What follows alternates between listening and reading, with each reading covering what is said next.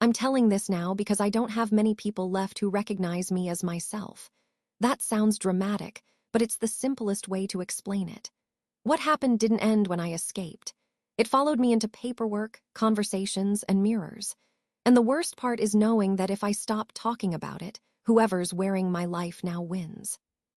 This started in 2016, when I was 27 and living alone in northern New Mexico, just outside a small town where everyone knows everyone else, or at least they think they do.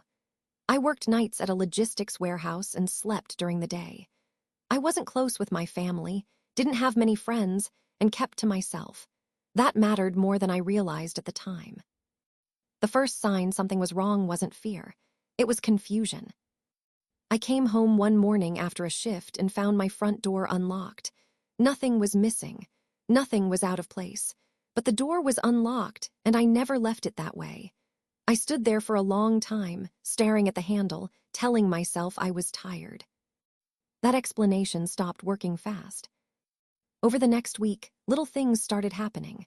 Cabinets left open. Lights turned off that I knew I'd left on. My phone showing outgoing calls I didn't remember making. Texts sent from my number that I never typed. When I asked coworkers about conversations they said we'd had, they laughed and told me I must have forgotten. I started to feel like my life was slipping a few inches out of sync. Then I saw myself for the first time. I was driving home at dusk when I passed someone walking along the side of the road. Same height, same build, same jacket I owned. As I passed, they turned their head. It was my face. Not similar, not close. Mine, same scar on the chin, same crooked eyebrow, same tired expression I saw every morning. We locked eyes for half a second before I slammed on the brakes. When I looked back, the road was empty. I didn't sleep that day. That night at work, people started acting strange around me. One supervisor pulled me aside and asked why I was pretending not to recognize him. He said we'd talked earlier that afternoon. I told him I'd been asleep. He frowned like I was lying. The sightings escalated. A neighbor said he'd seen me taking out trash while I was at work. A cashier thanked me for coming in twice that day. My landlord asked if I was feeling okay because I'd seemed off lately. I started checking mirrors, more than I should have. Then the notes appeared. Short messages on scraps of paper inside my apartment. Handwritten, in my handwriting. You're getting slow. People like me better. You should rest. That's when the fear set in. Not panic, not screaming fear. The kind that drains you. The kind that makes your body feel heavy, like it's already giving up. The first real encounter happened a few nights later. I woke up to breathing in my bedroom. I didn't move. I couldn't. The sound was too close, too familiar. I felt the mattress dip slightly, like someone sitting down beside me. Then I heard my own voice whisper my name. When I turned on the light, I was alone, but the mirror on my closet door was covered with fingerprints, fresh ones. After that, things moved fast. I started losing time. Hours would pass with no memory. I'd wake up in places I didn't remember going. Once, I woke up in my car with the engine running and my hands on the wheel, parked outside my own apartment, watching the door. Watching myself. The second encounter was worse. I came home early one morning and heard movement inside. I grabbed a knife from my car and went in. I don't know why. Maybe I needed to see it again to prove I wasn't insane. It was standing in my kitchen, wearing my clothes, smiling my smile. Up close, something was wrong.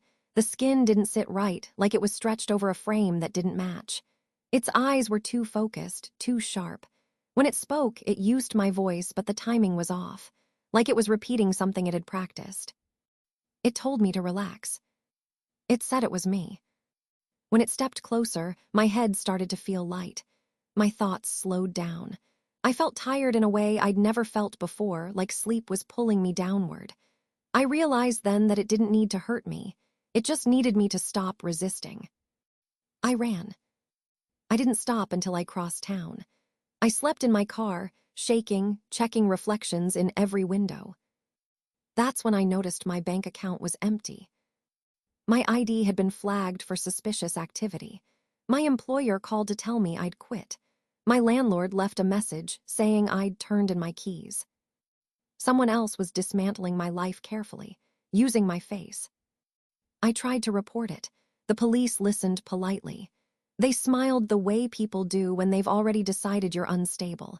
They asked if I'd been stressed, if I'd been drinking, if I'd ever blacked out before. Then one of them asked me why I'd come back to the station twice that day. That was the third encounter. I saw it reflected in the glass behind them, standing in the hallway, listening, smiling. I ran again. I disappeared for a while after that. I stayed in motels. I avoided cameras. I stopped answering my phone. I started researching, not online at first, but through old books and people who didn't laugh when I described what was happening. That's when I learned about skinwalkers. Not the movie version, not monsters chasing people through the woods. The older stories, the ones about imitation, about taking pieces of you slowly, about wearing a person's life like clothing, about stealing more than your face. Everything matched. The exhaustion, the loss of time, the feeling of being hollowed out. I realized the encounters weren't random. Each time it got closer, stronger, more confident. Each time I felt weaker. The last encounter happened in a place I thought was safe. I was staying with someone who believed me, an older man who knew the stories and didn't ask questions. One night, I woke up and knew immediately it was there. I didn't see it at first. I felt it, like pressure behind my eyes, like my thoughts weren't all mine anymore. Then it spoke from the darkness, using my voice, telling me it was time to let go, that everyone already thought it was me, that fighting was pointless. I did the only thing I could think of. I broke the mirror. The sound snapped me back enough to move. When the lights came on, it was standing there, unfinished. Parts of it looked wrong, like it hadn't fully settled into my shape yet. When it realized I wasn't submitting, it changed. Its face slipped. Not dramatically, just enough to show what was underneath didn't belong. It fled. I didn't chase it. I survived, but escape didn't mean victory. When I went back to my old life, there was nothing left. My records were a mess. People argued about who I was. Some recognized me, some didn't. A few insisted I was lying. Even now, years later, I still check reflections. I still hesitate when someone says my name. Sometimes I hear my voice on the phone when I'm not speaking. I don't know where it went, but I know it didn't die. And I know one more thing. This is a true story. I'm recording this because I was told to, but also because if I don't get it out of my head, I don't think I'll sleep again. What you're about to hear isn't a campfire story or something I made up for attention. I've repeated this enough times to doctors, rangers, and investigators that the details don't change anymore. That's how I know it's real. This happened in late October of 2009 in the Appalachian Mountains of eastern Kentucky near the West Virginia border. I was 22 years old, working a seasonal trail maintenance job. I grew up around those mountains. I hunted there, hiked there, and got lost there more times than I could count. I wasn't scared of the woods. I trusted them. That trust is probably the reason I survived. 3 of us were staying in a rented cabin off a gravel road with no name, just a crooked sign and a locked gate that never stayed shut. The forest began right at the porch. At night, the darkness felt closer than it should have been, like the tree line moved when you weren't looking. None of us said it out loud, but we all felt it. During the 3rd week, my supervisor assigned me to inspect an old spur trail that hadn't been used in decades. It was barely visible on modern maps. Locals called it Walker's Trace. When I asked who Walker was, no one answered directly. They just said the trail didn't go anywhere anymore. The way they said it made my skin crawl. I went alone. That was normal. I left just after sunrise with a radio, a GPS unit, a hatchet, and enough supplies for the day. Fog filled the valley so thick it hid entire ridges. I remember feeling uneasy before I even reached the trailhead. Not fear, just a deep sense that something was wrong and I couldn't explain why. The quiet set in fast. No birds, no wind, no insects. The kind of silence that makes you feel exposed, like you're standing under a spotlight you can't see. I kept checking behind me without knowing what I was looking for. About 2 miles in, I saw a single boot print in the mud beside the trail. It was fresh, deep. Someone had stepped there recently, but there were no other tracks, not before it, not after it, just one print perfectly placed. My chest tightened. I stood there longer than I should have, trying to convince myself it meant nothing. Eventually, I kept moving, but the feeling didn't go away. That's when I started hearing something behind me. It wasn't footsteps, it was slower, careful, like something pressing leaves down one at a time. When I stopped, the sound stopped. When I walked, it followed again. Not chasing, just staying close enough to remind me it was there. I saw red cloth tied to branches ahead, trail markers, I thought, but they were too close together, almost guiding me. Some were faded and falling apart. Others looked new. That's when I realized the trail wasn't just old. It was being maintained. The first encounter happened minutes later. I heard breathing behind me. Not animal breathing, too steady, too close. My body locked up before my mind caught up. I turned around. It stood between the trees. It was tall, unnaturally tall, thin in a way that made my stomach turn. Its arms hung too long, and when it shifted its weight, its joints bent the wrong way. Its face didn't look finished, like it was stretched over something that didn't belong in a human shape. I felt something worse than fear. I felt small, like my body already understood that I didn't matter out there. The word came to me before I could stop it. Wendigo. I'd heard the stories growing up. Everyone in the Appalachians has. I never believed them, not until that moment. It leaned forward slightly, sniffing the air. My legs gave out and then instinct took over. I ran.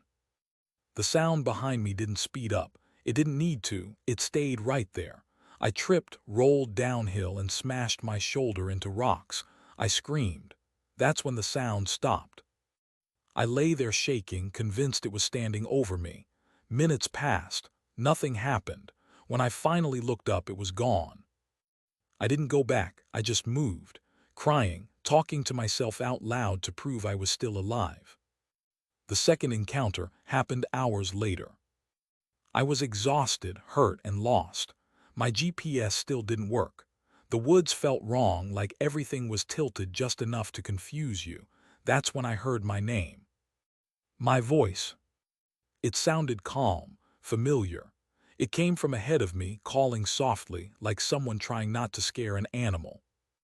I followed it. That's when it stepped onto the trail again. Closer this time. I could see details I didn't want to see. Its chest didn't rise like it should when it breathed. Its legs bent backward when it walked. It smiled, and I realized it was trying to look human. My head went light. My thoughts slowed down. I knew if it reached me, that would be it. Not because it would kill me right away, but because I felt like I'd stopped fighting.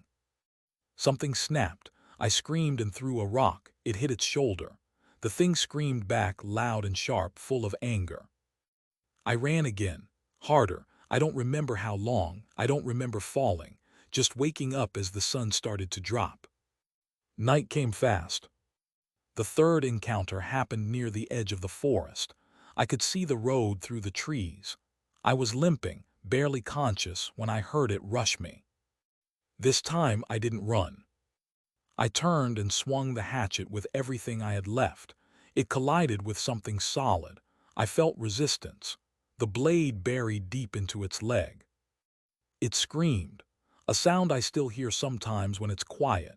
It fell back, thrashing, and I ran past it, screaming until I reached the road. They found me hours later. Officially, I got lost and injured by wildlife. The trail was closed permanently. Walker's trace doesn't exist anymore. After the hospital, things didn't feel real. I had stitches, a concussion, and a report that didn't match my memories. People told me I was lucky. I didn't feel lucky. I felt hunted. Weeks later, an older ranger came to see me off the record. He asked what I thought I saw. When I told him, he didn't laugh. He just nodded and said I wasn't the first. That's when I started researching. Old books, local records, stories passed down quietly. That's when I learned what a Wendigo really was. And that's when the fear got worse. Because I didn't escape it. I just survived it. And I know it's still out there, waiting.